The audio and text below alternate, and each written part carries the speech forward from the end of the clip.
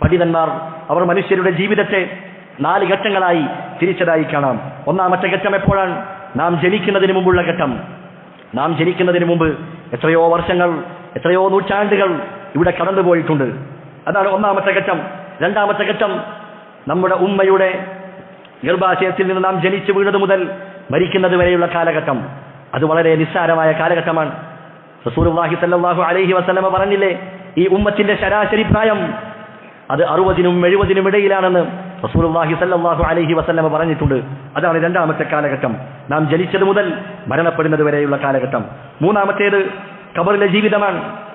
നാം മരിച്ചത് മുതൽ, നമ്മളെ ഖബറടക്കിയത് മുതൽ ഖിയാമത്ത് നാൾ ജനങ്ങളെല്ലാം ഉയർത്തെഴുന്നേൽപ്പിക്കപ്പെടുന്ന കാലം, അതും നീണ്ട കാലമാണ്.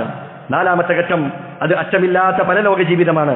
ഈ 4 ഘട്ടങ്ങളും നാം പരിശോധിക്കുകയാണെങ്കിൽ ഇതിലേറ്റവും സമയം കുറവ് അത് അല്ലാഹു നമുക്ക് നിശ്ചയിച്ച ഈ ദുനിയാവിലെ സമയം മാത്രമാണ്.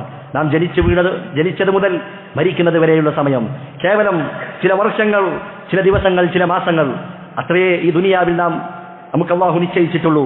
അതുകൊണ്ട് ഈ അല്ലാഹു നമുക്ക് നൽകിയ ഈ സമയം, ഈ ആയുസ് അല്ലാഹുവിന്റെ തൃപ്തിയിൽ മാത്രം ഉപയോഗിക്കുകയും ചെയ്തുപോയ പാപങ്ങളിൽ നിന്നും തെറ്റുകളിൽ നിന്നും തൗബ ചെയ്യുകയും അല്ലാഹുവിലേക്കുള്ള യാത്രയ്ക്ക് വേണ്ടി നാം ഓരോരുത്തരും തയ്യാറാവുകയും ചെയ്യുക.